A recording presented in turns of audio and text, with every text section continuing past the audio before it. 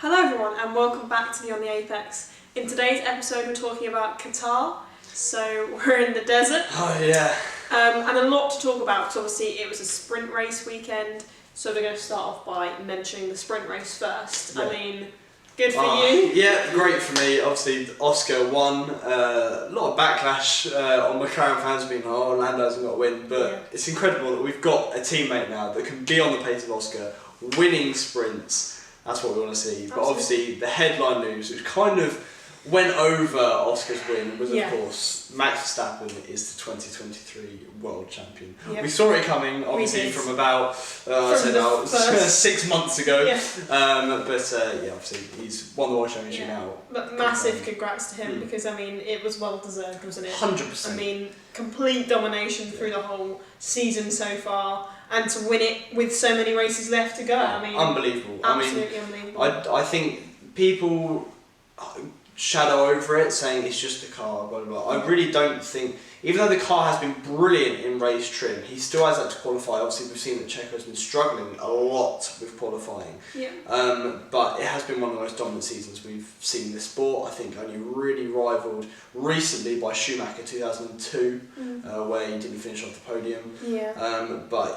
Unbelievable season from Max. But obviously, a bit more in the sprints. Obviously, we saw that about half the grid started on softs, which wasn't the correct strategy in the end. They were doomed from the start, and the medium runners came through.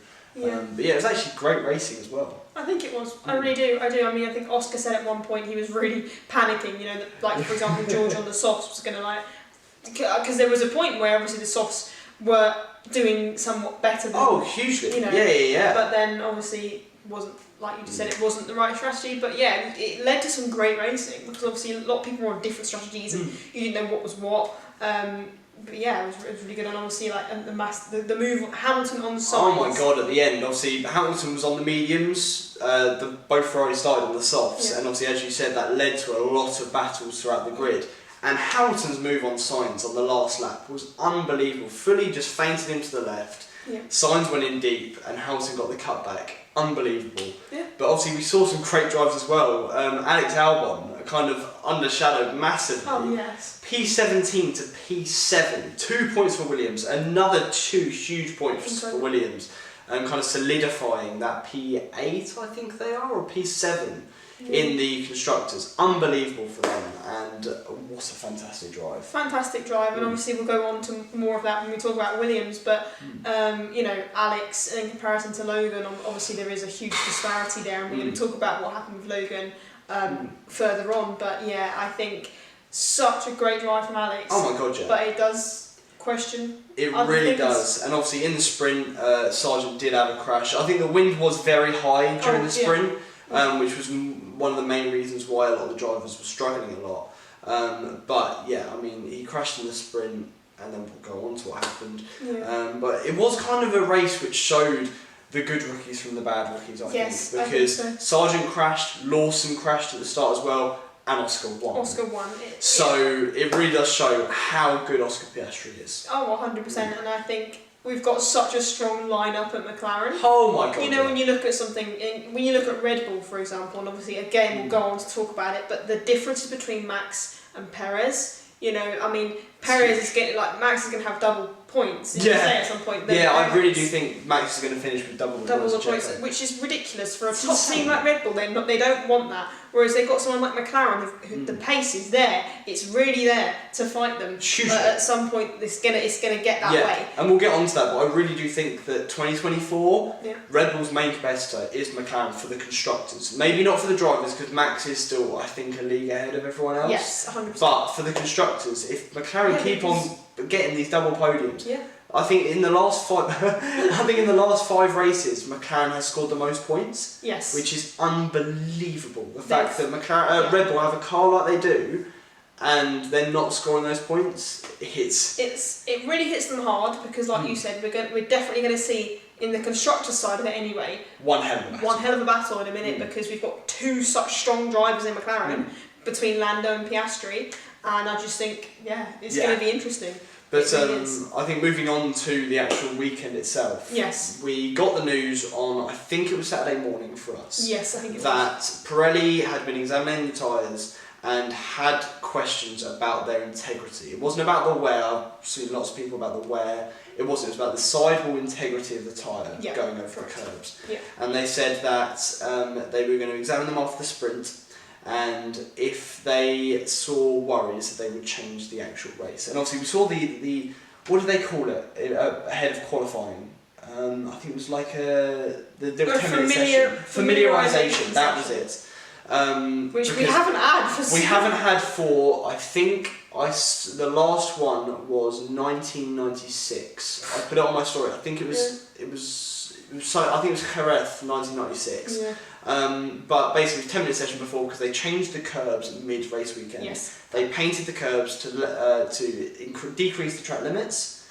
No, increase the track limits. Because obviously we saw so many track limit violations Oh that weekend. my god! And the fact that they were going to, further increase the limit to which that you could easily go over it. If people are already going over it before, they're going to go over it afterwards. Do you know what I mean? So they had to be that kind of, I don't know, familiarisation, which meant that people wouldn't go over track limits. But that made no difference because people still got violations. People still got so many violations. And look, it came with a lot of criticism with the drivers because obviously with all the simulator work, with everything like that, they had been working on this track limits, the original track limits. Yes. And I think it was more actually the fact as well that they were painted because a lot of, especially with the new cars with the bigger tyres, a lot of it is driver feel. And they could not feel the curbs because obviously it was just painted on the track. Yes. So that came to a lot of criticism as well. Yeah. But yes, they did change it in the end. The tyre integrity wasn't good enough after the sprint, and they changed it so it would be a maximum 18 lap mandatory stint on any tyre during the Grand Prix. Yes. Which was absolutely mad because obviously every 18 laps or less we saw people coming in for a change of tyres, which is unheard of normally in a Formula 1 race because people don't, you have a 2-stop strategy or a 3-stop strategy, and if you crash, you're going to go to the pits to, I don't know, change front wing. But there's never been, I've never seen it, where you've had to, people were pitting for 12 laps. It was unbelievable. And I think it was more the fact that drivers such as George, or something like that, they pitted at the lap 1 because of the incident, and then would have to pit a further 3 times. And for me, that it took a lot away from it. And look, I believe that I'm quite well knowledgeable on Formula 1. I know what's happening most of the time. This I was confused as hell. There was I've got a full setup in front of me with the tyres and everything, and I couldn't get my head around who had to pit left, how many laps, because they were using the used tyres, which already had laps on them. So only the commentators had that information in front of them, and it was a mess. It was a mess, and it also puts to light. We've seen recently it's been announced that Pirelli are going to still be supplying the tyres till 2027. 2027 with an option to extend to 2028. Well, which is really confusing for me. Like you said, with the whole pitting 3 or 4 or 5 times a race. I just think, efficiency-wise, you're using probably I don't even know. It's just, it doesn't make sense in my head, like you said. And also in terms of the racing, obviously, arguably it takes a bit away from it but we are focusing more on the pit stops, and then strategy comes into play as well. Absolutely. It must have been a mess for the strategists. I didn't even want to know what was going on in their heads. So they interviewed James Vowles mid-race, and apparently their strategists were up all night reprogramming their strategy machines to be able to even comprehend something like this. And I heard talks about people after going, they should make this mandatory. Absolutely not. I really think it took a lot away from this weekend, which could have been a very interesting 2-stop strategy. Because obviously there was quite a lot of tyre wear. It was a very abrasive circuit. And I think a brilliant 2-stop would have made this an exceptional race. But unfortunately, Pirelli did ruin it. And they have had a lot of blunders in the past, I think, 3 years. Obviously, in the last 3 years, big ones, Max in Baku, in 2021. There's been so many mistakes and blunders from Pirelli, and this just tops it off. It tops it off that they had to like think of a different way to get around Yeah. their problem they've created. It was very. I don't know whether you remember USA 2005, where they won. yeah. So it basically it was at the Indianapolis circuit, and between the Saturday and the Sunday, this was when they had 2 tyre manufacturers, and I think it was Michelin said that their tyres would not last the whole time, and that they would either have to change the circuit or the Michelin ones would not be able to race. And ended up they didn't change the circuits. They went away from what they did this weekend, didn't change the circuit, and just said to them that after the formation lap, all the Michelin runners had to go into the pits and retire. And it ended up being a 6-car race, which I think this is genuinely, this weekend has been as much of a blunder as that. Yeah. Because it's inexcusable for me. And apparently the contracts for the Pirelli deal was signed before the race weekend. It was going to be announced after, but my God. That's yeah. Interesting. Okay, so we're back. Yep. Let's talk about Red Bull. So it wasn't as dominant as their normal weekends, but it was still almost perfect from Max. It really was almost obviously winning the Drivers' Championship. Yeah, I mean in the sprint meant that the race obviously was just pressure off, but still he performed well. Like hell. Yeah. He wants to get these wins in, and he clearly is. I mean, it was a grand slam in the race, even though Alex Albon led for half a lap. Yeah. He pitted at the end of that lap, so Max did get the grand slam. Yeah. Which I think he's up to 3 or 4 now. Which from a driver of his age, I think Lewis has only got about 6. Yeah. So it's incredible for him. But then we talk about Checo, like we said before. God. I mean, the difference in. The difference is unbelievable. It was just poor from him. Yeah. I mean, I was really disappointed for some of the moves he did, you know, you're seeing Red Bull one at the top and one at the bottom. It's really not like it's not good. And also we're saying it's about the performance as well. It's also about the actual driver performance. In the race, Checo got 2 actual time penalties for track limit warnings. Yeah. Max didn't have a single track limit warning throughout the entire race. Checo would have had more points if he hadn't got those penalties. And for me, there's levels, and Checo is running at the bottom. And this is the first weekend that I think Christian Horner has genuinely been outwardly disappointed in Checo, because he was like, Checo needs to step up his game. Yeah. Because at the moment, he will cost Red Bull possibly the constructors' title next year. And talking just about Red Bull generally, I don't think they had the quickest car this race. No. We saw in the sprint quali that McLaren had quali pace. Yeah. I think they genuinely could have been on pole, 2 poles, and we had the pace in the race. It was only 4.8 seconds in the end for the gap to Max. Yeah, and also I will also put out there as well, talking about in terms of the fastest car. We saw the incident with Lewis and George at the beginning, but I really think that George had the pace to win that race. I do as well. I really do. He had one of the best recovery drives I think I've ever seen him do. Yeah. And his pace was electric throughout the entire race. And as you said, I really think they didn't have the quickest car. Yeah. It was Max pulling them through this race. And that is what Max does. He does that every time. I think going back to Checo, they need someone who is there with Max, at least getting podiums in that car. Yeah. And he's not there. No. And it just begs to differ what's going to happen. I mean, I don't know. I mean, talking about his replacement, though, so the Red Bull Driver Academy has, I think it was announced earlier on in this year, that they would be cutting down on the drivers that are actually in the Red Bull Driver Academy, because they're not getting, there isn't the space in F1. I think they have like 13 junior drivers, and there isn't the space. And literally, when we were driving here, it was announced that Enzo Fittipaldi and Zane Maloney have been discharged from the Driver Academy. Maloney, fair enough, because I watch F2 vigorously, and Maloney has not had a consistent season. He has had the pace sometimes, but he hasn't been there.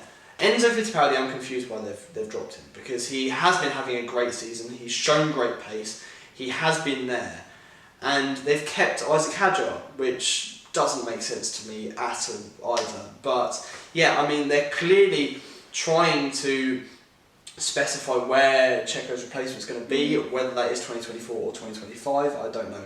I think the chance of them re-signing him for 2025 is as much chance as Lewis signing for Red Bull. Yeah. Quite frankly, it is not going to happen. Yeah. And I think they are he keeps performing the way he is. Oh my god, and I think he will, because we've seen it in 2022. He wasn't really there. He might even lose second in the drivers to Lewis, which in what people are calling the most dominant car in Formula 1 history, that isn't good enough. No, it's really not. It really isn't. And we'll go on to Ferrari now. I mean, it looked like the fourth fastest car this weekend. Yeah. And look, it was a shame for Carlos not to start the race. It could have been great points that they could have advanced on Mercedes, because that battle for P2 is there. But look, it wasn't. They didn't. I don't know what the word is, but they didn't get as much of the weekend as they could have done. No. Especially with Merck only having one driver in the That's end. true. Yeah. Look, Leclerc was lucky to get P5. Yeah. Alonso had a big mistake through the gravel, which cost him P5. Yeah. But look, it was their opportunity to get points on Merck, and they failed. Yeah, I agree. Yeah, obviously, what can you do? They only had one driver, but like you said, Mercedes had one driver after Lewis as well. So they were kind of at parallels. Absolutely. And it didn't. After that one, they were at parallels, as you said. And look, they should have been, especially with George having to pit the end of last lap, going to last. They should have at least been able to get Leclerc above George. 100%. And that was their chance to gain some points on Merck, and they didn't, which is crazy to me that George shot 4 times and still got more points than them. But it's a shame. It is a shame. But we'll go on to. First of all. Wait. Oh no. So, Mercedes now. Yes. So there was a couple FIA points here that we wanted to talk about. Yeah. So firstly, in qualifying, there was an incident where George Russell completely stopped in the pit lane. Yes. And he had, I think it was one of the McLarens and Lewis behind him. Yeah. Now, we saw this in Singapore with Max, and it was clearly stated by the FIA afterwards that the precedent set by the stewards in that race would not be used again. Because of the incorrect precedent, they didn't penalise Max enough for completely coming to a halt in the pit lane. Yeah. This happened again with George, and nothing happened from it, and that doesn't make sense to me. It doesn't make sense if they're going to promise to make it, set a precedent, and then they don't go through with it. I mean, obviously people, the normal F1 fan, is not really bothered about that kind of thing. You could argue, but obviously when we're talking more in depth about it, I mean, it's just not right looking into the future. No. Well, are you, if you're going to penalise one person, you have to penalise other people, otherwise it's not fair. And if you're going to say you're going to and you don't, again, it's unfair. It's very kind of backhanded. And look, the Singapore stewards set the wrong precedent, and I think, again, I don't know why they didn't bring it up. Yeah. It really didn't make sense to me. And look, they have scrutinies in the pit lane to look out for this stuff, to refer it to race control, and it really didn't make sense to me. Makes no sense, absolutely. And another thing as well is Lewis crossing the track. Yeah, I think it was very dangerous for him. Obviously, he had people that probably didn't. I would just first of all, he crashed obviously, and then obviously got out of the car, and then subsequently walked across the track whilst the cars were still going. It was a completely active track. And the track was hot. Yes, the track was hot. I mean, the fact that he literally crossed and then cars came past and he only got a reprimand for it, I think a £50 fine, I think that's the wrong precedent set there. I think for dangerous, that's very dangerous. Yes. And it wasn't good enough from the stewards. I think that should have been a higher penalty. I think as well, because obviously, the fine itself, these teams have got so much money that is insignificant. It's so insignificant. So it's drivers who just do it, whatever. And I just, it was a cheap walk for him, I suppose, wasn't it? So, I think they should be discouraging the drivers more from doing it than simply just a £50 fine. Yeah, I agree, absolutely. And we'll talk more about their race. Yeah. Obviously, the incident on lap 1. I mean, the rivalry in this team at the moment. Oh my god. Is not looking good. It isn't looking good, and I think you can tell that from the fact that Mercedes posted a video after in which Lewis went up to George and seemingly was so apologetic, and like, George was like, "Oh, it's okay," right. showing that there's no rivalry in that team at all, there's no animosity in that team. That video was so clearly staged, I don't even think it's because like I think I saw someone comment on it saying, "Oh, what a chance that the camera person was there when it happened." Like, exactly, it's and not. it's not, and I really the fact that Lewis was immediately on the radio saying, "I can't believe my teammate hit me," or I think it was something along those lines. Both of them said the same. Both of them said the same thing, and look, it was a great recovery from George and P4, but they threw away so many points this weekend, and Lewis should not have gone for a move like. Look, I'm not overly critical of Lewis at all, and look, I think he's had 6 lap 1 retirements in his life. This was his fault, and he went for a move that clearly wasn't on. Clearly boxed his teammate. They could have thrown away both cars for going for a move like. I get he was on the softs, but from Lewis, from a driver with his experience, that was crazy. And is it maybe because he's seeing a threat from George being on his pace or quicker in quali? We've kind of seen that before. We've really had in his career. Yeah, look, when Rosberg was on top of him, we saw Spain 2016. I think he sees some, not in race pace, because Lewis has definitely got an edge on George on race pace.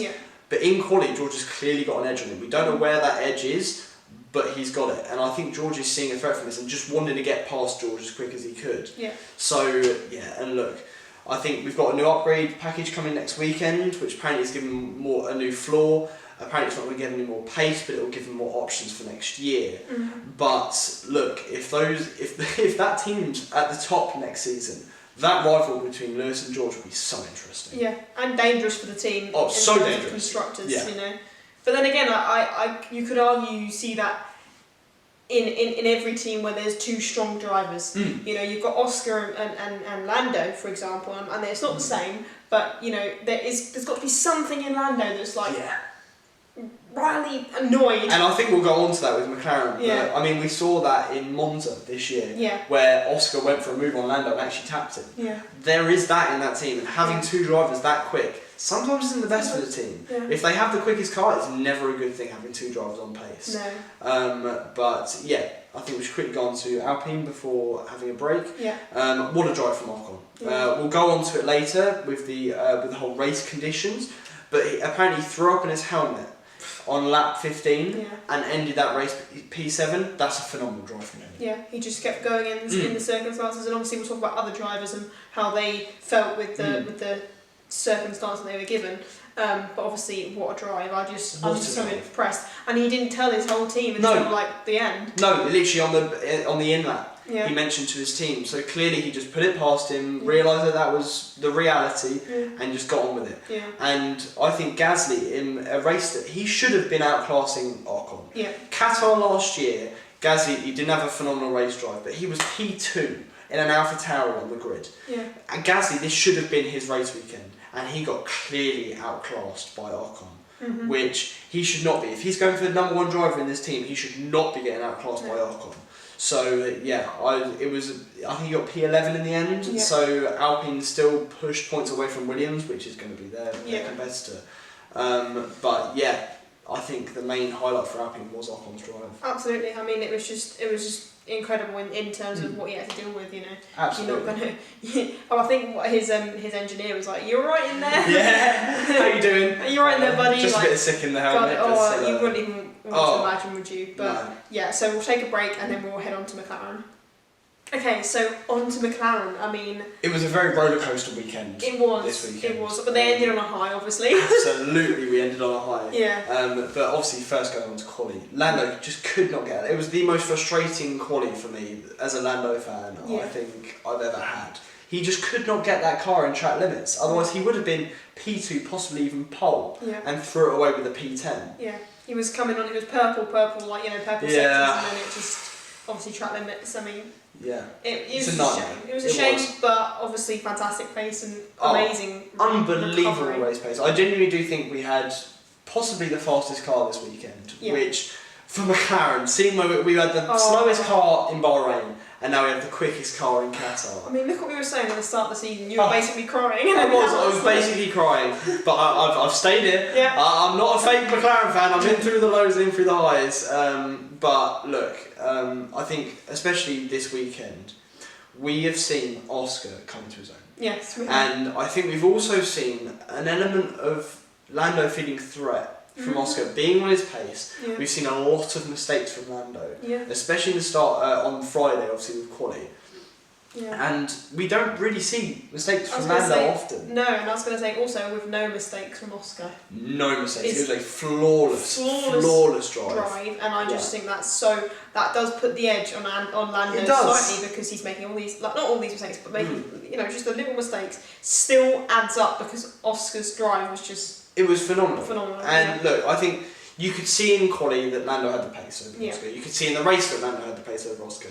But it's the final result that matters. And Lando could not, at the end, get within that second buffer. I think it was 1.1 seconds behind at the DRS zone for about 8 laps. Oscar was doing it to perfection. Yeah. And for me, that was a flawless weekend from Oscar. Yeah, and also, I mean, we haven't really seen him a lot, obviously, because he hasn't been, like, for example, on the podium, so you've not seen him in interviews in that respect. But, seeing him talk in interviews and talk about the race and talk about Lando and in the driver's room, in the cool-down Oh my room, God, yeah. I mean, I just saw him in a different light. I don't know what it was, but I really have a lot of respect for him now. I have so much respect for him. And not I did before, but, like, I think it's clear he's definitely a different character from Lando as well. He's very interested into himself, but that's what makes him him. And it's great to see someone like Oscar, who's had such a fluctuant kind of career so far, obviously with the Alpine drama, coming into McLaren, being the slowest car, now having all the success. Yeah. It's great to see. It is. It's really good to see. Absolutely, but we'll move on to... Oh, quickly first. Obviously, McLaren also clocked in the fastest pit stop in F1 history this weekend, which in 2021 we had one of the slowest pit crews. And now that record should never have been broken with the new tyres. And that pit stop was unbelievable. Yeah, absolutely. I mean, I think even... Who are the mechanics in front? I think it was Alfa Romeo. Alfa Romeo, yeah. And then one of them was like... Yeah. Yeah, they could tell that was one hell of a pit stop. Yeah. And also I did see a stat this morning as well. The fact that if Oscar scores 8 points more than Alpine this weekend, he officially has more points than Alpine combined. Which is very interesting what happened over their summer. Yeah, that's very true actually. Yeah. But, so Alfa Romeo, I mean...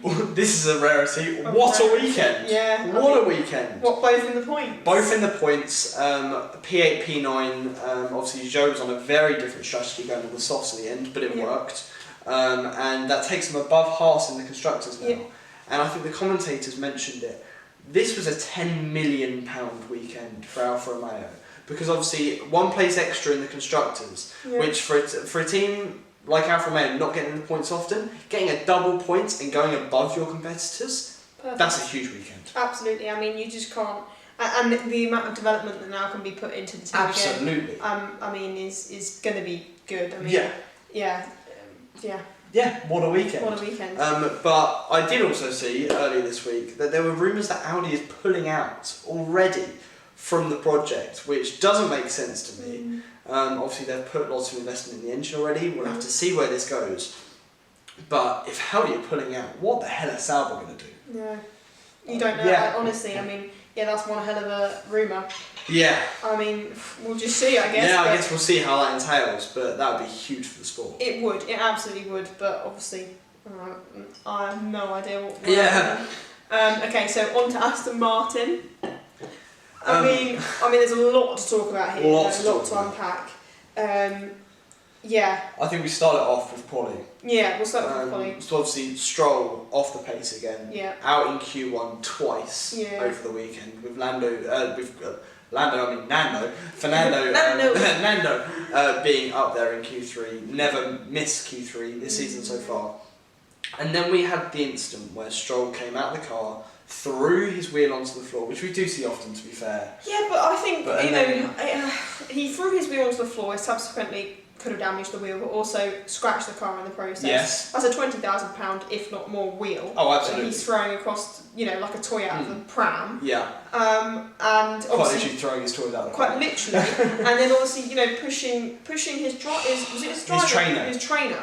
And you don't see it on TV. It wasn't very clear, but you could definitely tell that he pushed him. And I just don't think that's on. That's not on. And I think if that's in any other workplace scenario, there is extreme sanctions put on it. Oh yeah. And obviously he talked about it in an interview on Saturday, saying, look, they have a jovial relationship, this was fine, they're bros, I think he even said. That's still not on. It's an employee and you don't physically assault your employee. No. And we saw this morning as well that there is going to be investigation in the FIA towards Stroll's actions during the race weekend, which is inevitably going to be about that. Yeah, absolutely. But yeah, I really don't think that's. I really don't think the FIA will have that as well. I mean, No. that's against all of their code of conduct. I mean, it doesn't matter who you are, you shouldn't treat someone like that. I mean, it was clearly done intentionally and not for fun. So, he got out of the car, he was in a stroppy mood, and then goes and pushes someone. I mean, it's like, saying it's in a bro kind of situation. It's not like you're annoyed. It wasn't just like a little shove like that as well. It was a two-handed shove. Yeah. The trainer clearly fell over as well. Yeah. And that's really not what. And he was just trying to help. That's his job. Like, I don't know what else he. And I've seen people saying that the guy, the trainer, was finger wagging him as well, but he wasn't. He was trying to keep by the FIA process and telling him to go to the weighbridge. Yeah. It doesn't matter what angst you are in as a driver, you have to follow the procedure. Yeah. And The procedure is you go out for the front of the garage to the weighbridge, and Stroll's gone to the back, and then the trainer's gone, no, you need to go to the front. Yeah, it really wasn't on for me. So I think we're definitely going to see something come up about that 100%. at some point. So we'll probably mention that in the next podcast. But yeah, I mean, in terms of the race, I mean, not the best weekend for the team. It really wasn't. I mean, it looked like they kind of had the fourth fastest car with Ferrari, which with their competitors being McLaren for the constructors is not good, with them having possibly the fastest car. No. Stroll still absolutely nowhere, and obviously he was struggling in the race hugely as well. Yeah, he was. I mean, we saw him at the end of the race getting out, like barely being able to get out of the car and stumbling to the that stumbling to the ambulance didn't look good. No, I mean, when he fell against the door, you could see the door go like that on the ambulance. So it wasn't good. But then again, I think it's the first time I've ever heard the commentators, or I don't know, one of the presenters talk about Stroll's future and whether or not he will actually. There's going to have to be talks about him staying in that team, because if he's going to detriment the team as the constructors, like we've been talking about this whole podcast. Episode. I really just think we're going to see a bit of change there. I mean, originally we said, his dad's team, so say, is funded by his dad, so he's got the drive, so say. But I mean, he's a good driver, but I just don't think it's going to progress with the team's development. It's really not. And look, Aston Martin were clearly the second, third quickest car at the start of the season. And if they didn't have a driver like Stroll in that car, they would have had two drivers getting the points like Fernando were. And their kind of threat of having P4, we were looking at them saying they could fight for P2. Yeah. Their position as P4 might not have been at risk. No. But the fact that they had a Stroll in the car, hasn't had a single podium this season, with a car like that, hasn't had a single podium, he's going to have cost the team probably 20 million in constructors' winnings. And I really do think that they have to have serious talks with their teams, because if they want to get to Stroll's aims of being a constructor challenging team, this that and the other, they need two drivers, and at the moment they have got nowhere near that. No, they haven't. No. So just on their weekend. But look, it looks like McLaren cashed like crazy. I think in the last 5 races, I think Aston Martin have had like 15 points, and McLaren have 105 or something. Yeah. So it's clear that they're going to be caught next race, probably. Yeah. I wouldn't be surprised. And look, it's been a horrible turn of events for Aston Martin. Hopefully, fingers crossed, they're just developing next season's car and they're going to be back on it next season. But it's really not looking good. No, it's not. Right, okay. Haas. On to Haas. Look, it looks like points would have been possible at one point in the race, both in the sprint and in the race. But the tyre issues just detriment the drivers so much still. They must be just having a countdown at the factory to Austin, where this new incredible upgrade packages coming in that's apparently going to fix the tyre issues, which is their main problem, because it's their race pace that's really letting them down. And if they can get on top of the tyre issues, they're going to be right in it, because they've got a great driver pairing in Nico and Magnussen. Possibly Nico being better than Magnussen, but look, fingers crossed. There's not much to say, but fingers crossed next weekend we can talk about Haas having a double points finish at their home race. But yeah, we'll just have to see. Yeah, definitely. Okay, so should we have a break before we go to yeah, let's have a break before we go to Alpha. Okay, so AlphaTauri. I mean, Tsunoda looked quick all weekend, yeah. and it was annoying because it just fell away in the race. I mean, he had a fantastic quali in an AlphaTauri that probably would have been one of the slowest cars this race weekend. Yeah. And it just fell away in the race, unfortunately. It did, and obviously that's unfortunate, because then also we had Lawson as well. I think it was his first subpar kind of weekend. I think so. It was a shame, because I mean we've been talking so positively about him in terms of, obviously Danny Rick's going to be back in the car in Austin. Yes. So next race weekend we're going to not see Lawson in the car anymore, which is a shame, because obviously this is his last somewhat way of proving that he should have the seat, but. Yeah, I mean, not the best quality, and obviously the crash in the sprint doesn't make him look good. No, it doesn't. I mean, like we said about the wind and stuff, obviously they had such bad conditions, it was difficult, I'm not saying it was easy, but I'm saying, Lawson, it was a fault, it was purely on his own. He obviously span out and then obviously ended the race, but for them, but yeah. It was a bit disappointing. Yeah. But I think it was one of the previous podcasts where we said there were rumours that in Liam's contract that he's signed with Red Bull to be their reservist, so there is a guarantee for him to be in the car in 2025. Yeah. And we were saying that there were rumours, and then Christian Horner was shutting down those rumours. Well, good old Helmut Marko came out and said that basically, yes, Liam does have a guaranteed seat for 2025 no matter where he is, which is great to hear. Obviously, a lot of what comes out of Helmut Marko's mouth is questionable and has to be taken with a little bit of pinch of salt. Yeah. But if that is the case, we've got to be happy about that, because obviously Liam has had a great start to Formula One. Obviously, he wouldn't be a rookie now, unfortunately, which would be detriment to him, because he'd have to give away one of his FP1s to a rookie, because he's had more than 2 races. But look, if we can get him in a car, especially in maybe an AlphaTauri, that'd be good enough. Yeah, definitely. Yeah, I agree. Okay, we'll move on to finally Williams. I mean, Alex, again, we said at the start. I mean, led the race for half a lap. Seeing a Williams at the top was great. So even though the strategy was all over the place, I think Bottas was running in the podium positions at one point. But having Alex lead half a lap, even though it doesn't count as leading a lap because he didn't cross the finish line in the lead, is a shame. But obviously he had great pace in the sprint, but unfortunately it wasn't enough pace for points in the race. He kind of fell away at the end. I think he was about P13, P14. Yeah. But he looked very racy. There was moments where he was battling Alonso, battling Leclerc. He looked very, very racy in that Williams. No, I agree, and it's good to see from the Williams, obviously, because well, I don't know, Alex has been good all season. Yeah, he's been really on top of it, even from Australia where he got good points, I think. And just he has been on it. Yeah. And it's great to see, because for a team like Williams, I think they're up to 25 points now, which is more than they've had for a while. All of that is pretty much to do with Alex. No, it is 100% of the points. Sargent hasn't scored a point yet in that car, and I think we should go on to Sargent, because me and you have had a lot of talks about it in the past couple of days. Yeah, I mean, even in the car on the way over here, we were talking about it in depth. But obviously Sargent had to retire from the race because he was feeling really lightheaded and sick, and obviously we've seen that from a lot of the drivers this weekend. Yes. Yeah. Because obviously the conditions were just absolutely insane. Obviously the heat and the pressure and just everything, and you're already hot in the car, let alone just everything about it. I mean, Alonso even said his seat was hot. Yes, but again, I think the main point is that all these drivers push through it. Yes. Because they are Formula 1 drivers at the end, and we know in Formula 1 anything can happen. Yeah. Let's go back to Australia, where there was 2 red flags in the final 5 laps. Anything can happen, and I think the least you can do as a driver is be out there.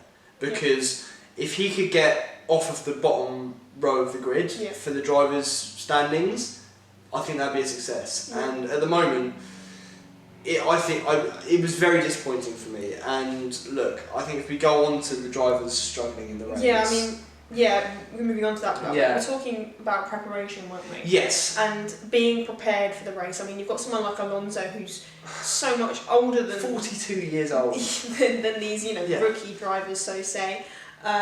That wasn't struggling at all. He wasn't, and he was kind of smiling after the race. Yeah. He said it wasn't his hardest race he's ever had. It was top 5, I think he said, or top 3, but it wasn't his hardest race. And clearly, F1 races are difficult. Yeah.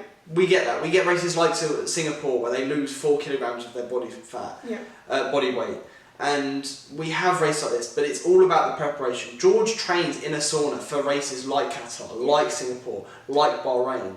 And I'm sorry, but the drivers we saw struggling, I think, just clearly underprepared. Yeah, I mean, and I agree, because obviously we saw rookies like Logan, and then obviously Stroll. Yeah, and Piastri was struggling a lot at the end as well. Yeah, he was obviously on the floor of the drivers. But they're rookies. They're not up to the experience. We saw Lando was absolutely fine in the interview after, and just sitting in the chair while everything was happening. Yeah. And well, Oscar was basically on the floor. Yeah. But I think a lot of people on social media have been calling for the race to be banned, for the race to be removed. Firstly, next year it's going to be 6 weeks later, which won't make too much of a difference, but it will make a difference. Mm-hmm. And secondly, the mandatory 3-stop rule did not help the situation at all, because it meant that the drivers were basically pushing on a quality lap every single race. They did like 57 quality laps. Yeah, 57. And it's like, that would never have been okay. That isn't a normal race weekend, and obviously it would have made it difficult for the drivers. Yeah. But at the end of the day, they're all in the same boat, and 19 other drivers were able to complete. I don't know whether there was technical. Was there any other retirements? Yeah, well, Carlos didn't start. Oh, of course, Carlos didn't start. Yeah. But I think that was it. I think Simon was the only other one. No, and obviously Lewis. Lawson was in the sprint. Oh, right. But obviously, all the other drivers could finish the race. They finished their race, and just to stay in there in F1 is the main thing. Yeah. And for me, quitting the race because he thought he was going to throw up. Ocon threw up and got P7. Yeah. I don't think it's an excuse. I don't think so at all. And obviously, we'll talk about the FIA statement they put out. I mean, just recently they brought out a statement about it. Yes. I mean, you want to talk more about that? Yeah, so they the FIA put out a statement that said, look, even though the drivers are in the same conditions, we understand that the conditions that they were put under were extreme, and they would look at areas and changing that. But again, I really don't think so. I think it is mainly just down to preparation, because if one driver can do it, they can all do it. Yeah. And I think if they can't, they're in the wrong sport. I think so. I agree. I mean, they're supposed to be these professional, top-level, world-class It's the athletes. pinnacle. It's the pinnacle of motorsport. It's going to be difficult.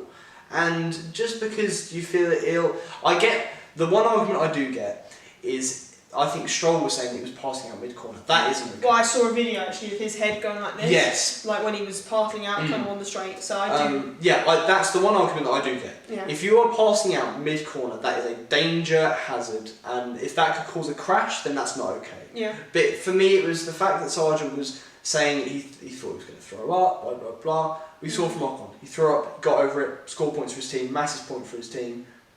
That's, at the end of the day, it's their job. Yeah. It's the pinnacle of motorsport. It's going to be difficult. Yeah. And I think the main drivers that we saw that were struggling from it were rookies, or I think they would underprepared. Absolutely. And actually, one thing we forgot to mention was Magnussen. Was it Magnussen? One of the Haas driving into the wrong grid's position. Yes, Nico. Yes. Yeah. So because obviously Carlos didn't start. So I think he got a 10-second penalty. 10-second penalty. Stop go. Yeah, which was it was a stupid error. A driver like Nico shouldn't have been making a mistake like that. That's just life. But because I was a bit confused, and obviously they showed the replay of him just driving up and then realising, wait a minute, because it looked like he had a fantastic start. I think it was up to P9, and I was like, how the hell has he done this? And then obviously it came out afterwards. Yeah, absolutely. Yeah. But so that is a wrap on this possibly weekend. Our longest podcast ever. Absolutely. So definitely stay tuned for more. and we hope you enjoyed. Yeah, and, we'll and obviously looking forward to next week, Austin sprint race. We're also going to be talking about F1 Academy. Yes, because it is a tied weekend and it's broadcasted, so we will be talking about everything to do with the race weekend next weekend. Yeah, absolutely. Yeah, so see you then.